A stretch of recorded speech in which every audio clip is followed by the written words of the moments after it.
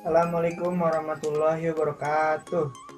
Kami dari kelompok 1 yang beranggota 5 orang yang terdiri dari pertama Ulfiani dengan NIM 1719-1236. Yang kedua Raisa Rifkila dengan NIM 1719-1125. Yang ketiga Zikri Ramadhani dengan NIM 1719-1358. Dan saya sendiri Aji Muhammad Kadafi dengan NIM 1719-1364. Dan yang terakhir Erlangga Fahri Setiawan dengan NIM 1719-1264. Di sini kami akan membahas topik 7 dan 8 tentang regresi dan korelasi sederhana, analisa data berkala, dan metode semi-abstrak.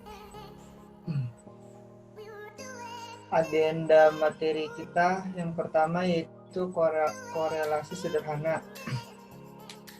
Menjelaskan pengertian, analisa, koefisien, dan langkah. Begitu juga contohnya. Yang kedua, regresi sederhana. Menjelaskan pengertian, analisa, kegunaan, dan langkah. Dan contohnya. Yang ketiga, analisa data metode berkala, metode semi-abstrak. Menjelaskan pengertian, komponen, metode, dan contohnya. Yang keempat, Excel dan XPS. Menjelaskan tentang output Excel dan SPSS.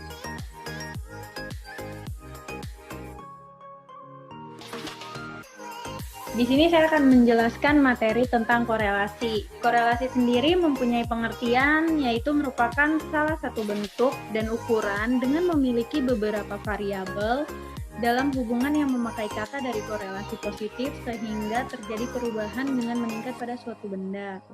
Statistik dari korelasi merupakan sebuah cara atau metode untuk mengetahui ada atau tidaknya hubungan linear antara variabelnya. Dan apabila terdapat hubungan, maka perubahan-perubahan yang terjadi pada satu variabel X akan mengakibatkan terjadinya perubahan pada variabel lainnya, yaitu variabel Y. Analisa korelasi digunakan untuk mengukur keeratan antara variabel-variabel. Analisa korelasi sendiri lebih jelasnya adalah mengukur keeratan hubungan antara dua variabel melalui sebuah bilangan yang disebut koefisien korelasi. Koefisien korelasi linear itu dirumuskan dengan huruf R, adalah ukuran hubungan linear antara dua variabel atau peubah acak X dan Y untuk mengukur sejauh mana titik-titik menggerombol sekitar sebuah garis lurus regresi. Nah, di sini saya akan menjelaskan tentang rumus korelasi. Rumus korelasi sendiri adalah korelasi antara variabel X dan Y sama dengan sigma XY per akar dari sigma X kuadrat dan Y kuadrat. Nah, rumus untuk mencari koefisien linear pun berbeda dengan rumus korelasi. Rumus koefisien linear itu adalah R sama dengan N sigma XY kurang sigma X dikali sigma Y per akar dari N sigma X kuadrat dikurang sigma X kuadrat dikali N sigma Y kuadrat dikurang sigma Y kuadrat. Next. Nah, koefisien determinasi atau R kuadrat. Koefisien determinasi atau R kuadrat ini nilainya antara 0 dan 1. Koefisien ini digunakan untuk menyatakan proporsi keragaman total nilai-nilai peubah Y yang dapat dijelaskan oleh nilai-nilai peubah daripada X melalui hubungan linear tersebut. Hubungannya itu disebut koefisien determinasi. Nah, untuk pembuatan korelasi di Excel sendiri, kita dapat membuatnya yaitu dengan kita dapat memilih pada menu utama, terus kita pilih data analisis, kita pilih correlation, terus kita klik OK. Kalau kotak dialog atau kotak pemberitahuannya udah muncul, itu pada input range, kita sorot range-nya atau datanya yang kita udah isi, terus pada output range-nya, ketik kolom yang akan diisi hasilnya, lalu kita klik OK, maka hasilnya akan keluar. Nah, Berikut ini saya juga memberikan contoh soal untuk pengerjaan korelasi. Nah, contoh soalnya, ingin diketahui seberapa kuat hubungan antara besarnya pendapatan seseorang dengan pengeluaran atau konsumsi per bulan. Data dari 6 orang yang diwawancarai diperoleh sebagai berikut. X itu kita asumsikan sebagai pendapatan dan Y kita asumsikan sebagai konsumsi. Pendapatan yaitu X terdiri dari 800.000, 900.000, 700.000, 600.000, 700.000, dan 800.000. Sedangkan untuk konsumsi atau Y itu terdiri dari 300.000, 300.000, 200.000, 100.000, 200.000, dan 200.000. Berarti per satu data itu terdiri dari 6 ribuan. Di bawah itu kita bisa lihat kita dapat membuat kolomnya dari X, Y, dan X kuadrat, Y kuadrat. Nah, untuk X, Y itu adalah hasil akhir dari penjumlahan semuanya. Berdasarkan tabel di atas, itu sigma X-nya kita peroleh 4.500, sigma Y-nya kita memperoleh 1.300, sigma X kuadrat kita peroleh 3.430.000, dan sigma Y kuadrat kita memperoleh 310.000. Untuk sigma XY-nya itu kita memperoleh 1.010.000 dengan jumlah datanya adalah 6. Untuk menghitung koefisien korelasinya, maka nilai tersebut kita masukkan ke rumus sesuai yang tadi sudah saya jelaskan rumusnya. Di situ kita tinggal memasukkan semua data-data yang sudah kita hitung di tabel koefisien korelasi di sebelahnya. Data-datanya ini kita hitung. 6 ini adalah jumlah data, 710.000 ini adalah nilai daripada totalnya penjumlahan daripada XY yang akan dikurang dengan nilai X dan nilai Y. Di bawahnya itu, di dalam akar itu, kita tetap masukkan pada bagian depannya itu adalah jumlah data sesuai dengan rumus, itu jumlah datanya harus ada di paling depan. Nah, yang 3.430.000 itu adalah nilai sigma daripada X kuadrat dikurang dengan nilai X. Nilai X itu tetap akan kita hitung kuadrat. Lalu akan dikalikan lagi dengan akar kuadrat daripada 310.000 yang merupakan sigma daripada Y kuadrat dikurang dengan sigma Y. Nah, dari hasil perhitungan di atas, kita memperoleh nilai akhir yaitu 0,886621. Jadi, dari nilai koefisien di atas, itu kita memperoleh hasilnya yaitu 0,886621. Karena nilainya positif dan mendekati 1, berarti hubungan konsumsi dan pendapatan kuat dan searah. Kalau searah itu berarti kita sebutnya positif, artinya peningkatan pendapatan seseorang akan diikuti dengan peningkatan pengeluaran atau konsumsi, jadi itu seimbang. Nah, berikut adalah tampilan daripada contoh soal yang tadi dibuat dalam bentuk Excel dan juga akan dibuatkan dalam bentuk SPSS. Silakan menyaksikan tutorial pembuatannya.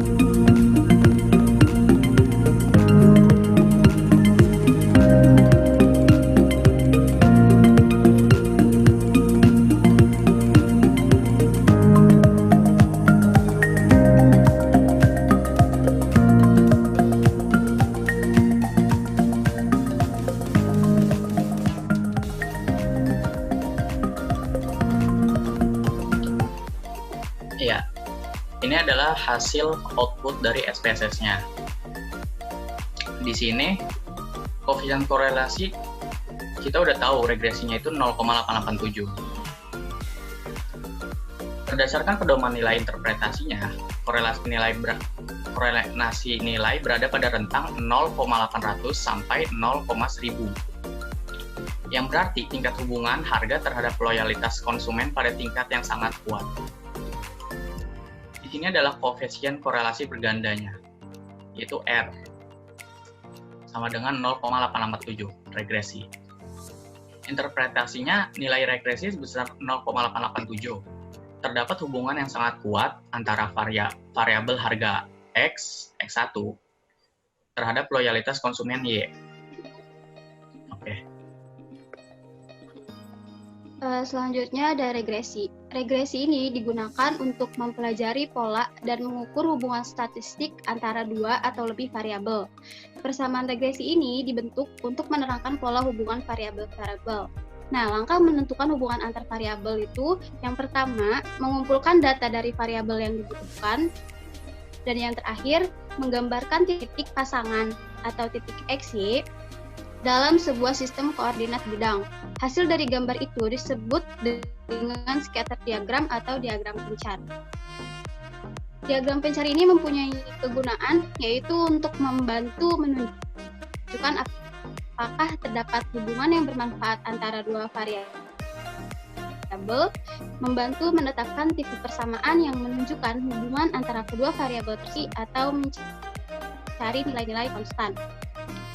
Selanjutnya ada analisa regresi sederhana. Yang pertama, persamaan garis regresi linear sederhana untuk sampel menggunakan rumus Y sama dengan A ditambah BX yang diperoleh dengan menggunakan metode kuadrat kecil. Nah, metode kuadrat kecil ini adalah metode untuk menentukan hubungan linear dari suatu data agar dapat diprediksi nilai-nilainya, di mana nilai tersebut tidak terdapat pada data yang kita miliki. Lalu yang kedua, ada bila diberikan data sampel X, Y, Y, di mana nilai I adalah 1, 2, dan seterusnya, maka nilai dugaan kuadrat terkecil bagi parameter dalam garis regresi juga menggunakan rumus yang sama seperti nomor 1, yaitu Y sama dengan A ditambah BX. Adapun rumus-rumus dalam regresi, yaitu yang pertama ada untuk menentukan koefisien regresi dengan banyaknya jumlah data dikalikan sigma XY atau jumlah XY dikurangi jumlah X dikali jumlah Y dibagi banyaknya data atau N dikalikan jumlah X kuadrat dikurangi jumlah X kuadrat. Yang kedua, untuk menentukan nilai yang diukur atau dihitung pada variabel tidak bebas atau Y, yaitu dengan cara jumlah Y dibagikan banyaknya data atau N. Rumus yang ketiga ada X atau nilai tertentu dari variabel bebas, yaitu dengan jumlah X dibagikan banyaknya data atau N. Rumus yang terakhir ada menentukan intercept atau A, yaitu dengan Y dikurangi BX. Lanjut ke contoh soal. Di sini saya sudah menentukan data pendapatan atau X serta jumlah X-nya. Lalu yang kedua ada data konsumsi dilamakan dengan Y serta jumlah Y-nya. Nah, untuk mempermudah kita menjalankan atau kita menjalankan dari rumus-rumusnya, saya sudah membuat X kuadrat dengan jumlah X kuadratnya, Y kuadrat dengan jumlah Y kuadratnya, dan XY dengan jumlah XY. Selanjutnya contoh soal nomor 1. Berapa kemiringan dari garis regresi koefisien regresi? Penyelesaiannya kita menggunakan rumus B, yaitu banyaknya jumlah XY 53.800 dikurangi jumlah X 600 dikalikan jumlah Y 430 dibagi banyaknya data yaitu 5 dikalikan jumlah X kuadrat 76.000 dikurangi jumlah X kuadrat atau 600 dikuadratkan. Hasilnya adalah 269.000 dikurangi 258.000 dibagi 380.000 dikurangi 360.000 sama dengan 11.000 dibagi 20.000, sehingga hasil akhir atau nilai B yaitu 0,55. Contoh soal nomor 2. berapa intercept atau perpotongan garis regresi dengan sumbu Y. Intercept itu menggunakan rumus A sama dengan Y dikurangi BX. Nah, untuk menentukan nilai A, kita harus mencari nilai Y dan nilai X. Untuk mencari nilai Y, yaitu jumlah Y 430 dibagikan N, banyaknya data yaitu 5, sehingga hasil Y adalah 86. Selanjutnya kita mencari nilai X dengan jumlah X yaitu 600 dibagikan banyaknya data X atau N yaitu 5. 600 dibagi 5 sama dengan 120, sehingga nilai X-nya adalah 120. Jika sudah menentukan X, Y, dan S, kita lanjut ke rumus yang ditanyakan di contoh soal nomor 2, yaitu A sama dengan Y dikurangi BX. Y-nya 86 dikurangi B. B ini ada di contoh soal nomor 1, yaitu 0,55 dikali 120. Hasilnya 86 dikurangi 66, sehingga hasil akhir dari nilai A adalah 20. Contoh soal nomor 3. Persamaan regresi dari data di atas adalah, persamaan regresi ini menggunakan rumus Y sama dengan A ditambah BX, sehingga persamaan regresinya adalah 20 ditambah 0,55X. Lanjut ke menentukan persamaan regresi dengan Excel 2007 ataupun 2010. Langkah yang pertama yaitu ketikkan data X pada kolom A dan data Y pada kolom B. Langkah kedua, pilih data pada menu utama. Langkah ketiga, pilih data analisis. Langkah keempat, pilih regression. Langkah 5, klik OK.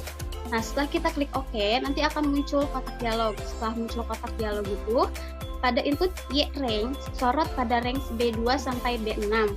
Pada input X range itu, sorot pada range A2 sampai A6. Dan pada output range, ketikkan D2. Lalu yang terakhir adalah klik OK. Untuk prakteknya akan dijelaskan oleh teman saya Zikri. Oke. Jadi penjelasannya, yang pertama nih, belum buat, kita masukkan datanya dulu, yaitu data X, pendapatan, dan data Y, konsumsi. Data X-nya berapa? Ini, 80, 100, 120, 140, sama 160.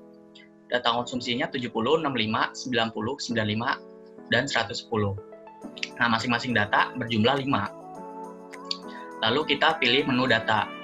Di situ kita pilih data analisis, yaitu yang ini. Lalu kita pilih regression. Nanti di situ akan muncul kotak dialog. Nah, di situ kita harus masukin nilainya. Pada input Y range yang ini, kita masukin nilai yang B, yaitu yang konsumsi. B2 sampai B6. Lalu input X range-nya kita masukin yang pendapatan. A2 sampai A6. Lalu output range-nya di sini kita ngisi adalah tempat untuk menampilkan hasilnya. Lalu klik OK. Nah, untuk melihat persamaan regresinya, kita lihat di bagian intercept-nya sebagai nilai A. Intercept. Nih, yang ini. Dan X variabel sebagai nilai B, yaitu 0,55, nilai A-nya 20. Sehingga persamaan regresinya yaitu Y sama dengan 20 ditambah 0,55X. Hasil tersebut sudah sesuai dengan perhitungan manual di contoh soal yang sudah teman saya buat dan jelaskan. Di sini adalah video tutorial pembuatan SPSS regresinya. Silakan.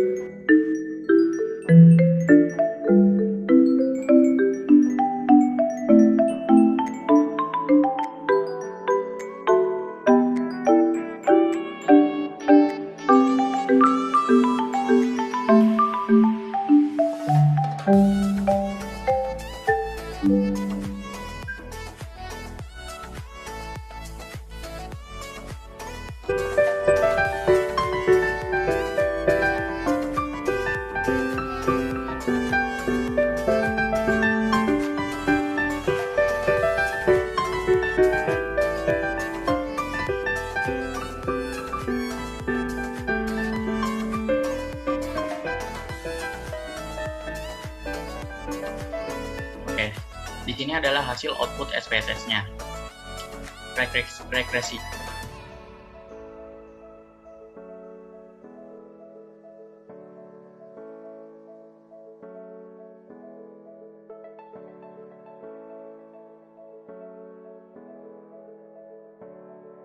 Konsumennya. Oke, selanjutnya. Selanjutnya yaitu pengertian analisa deret berkala. Analisa deret berkala merupakan prosedur analis yang dapat digunakan untuk mengetahui gerak perubahan atau perkembangan nilai suatu variabel sebagai akibat dari perubahannya waktu. Dalam analis ekonomi dan lingkungan bisnis, biasanya analisa deret berkala digunakan untuk meramal atau forecasting nilai suatu variabel pada masa lalu dan masa yang akan datang berdasarkan pada kecenderungan dari perubahan nilai variabel tersebut. Analisa deret berkala atau time series juga merupakan suatu analis yang berdasarkan hasil ramalan yang disusun atas pola hubungan antara variabel yang dicari dengan variabel waktu yang mempengaruhinya. Pendugaan masa depan dilakukan berdasarkan nilai masa lalu dari suatu variabel. Analisa deret berkala bertujuan yang pertama untuk mengetahui kecenderungan nilai suatu variabel dari waktu ke waktu. Yang kedua, meramal atau forecasting nilai suatu variabel pada suatu waktu tertentu. Komponen deret berkala. Analisa deret berkala atau time series meliputi identifikasi komponen-komponen yang menyebabkan terjadinya fluktuasi dalam serangkaian data historis. Komponen-komponen dari time series sebagai berikut. Yang pertama, tren atau logo T. Tren atau tren sekuler adalah gerakan berjangka panjang yang menunjukkan adanya kecenderungan kenaikan dan penurunan secara keseluruhan. Komponen tren ini dapat ditunjukkan dengan garis referensi yang bersesuaian dengan titik-titik time series, baik yang memiliki slope atau sudut positif maupun negatif. Yang kedua, seasonal. Komponen seasonal atau musiman juga merupakan fluktuasi periodik, tetapi periode waktunya sangat singkat, yaitu 1 tahun atau lebih. Sebagai contoh, penjualan secara eceran untuk kebutuhan alat-alat mandi cenderung lebih tinggi pada musim semi,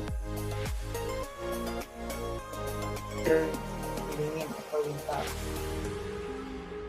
Demikian juga departemen store biasanya mengalami puncaknya pada saat menjelang Natal.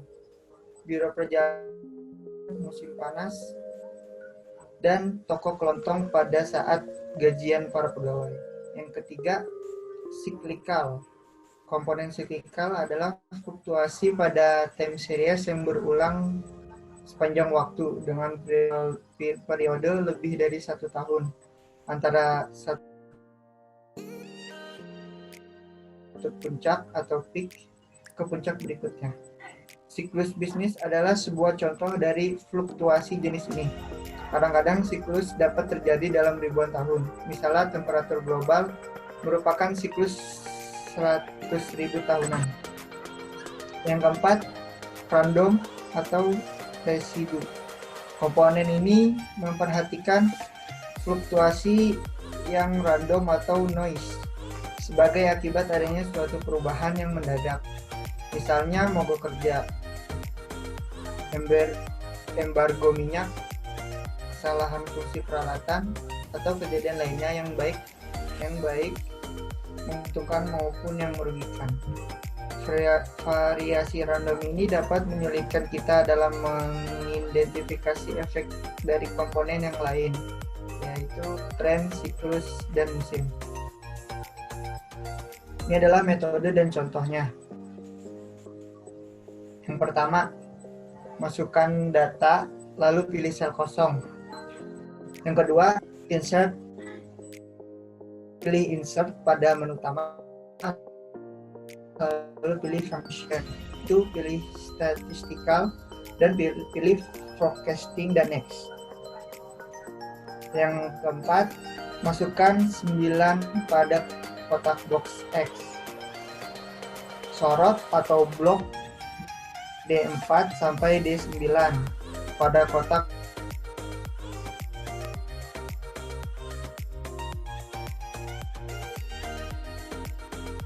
pada kotak non X, S, dan klik OK. Ini hasilnya. Dan ini. Ya. Oke. Sekian dan terima kasih. Maaf bila ada kesalahan penulisan atau penjelasan dari kami kelompok 1. Wassalamualaikum warahmatullahi wabarakatuh.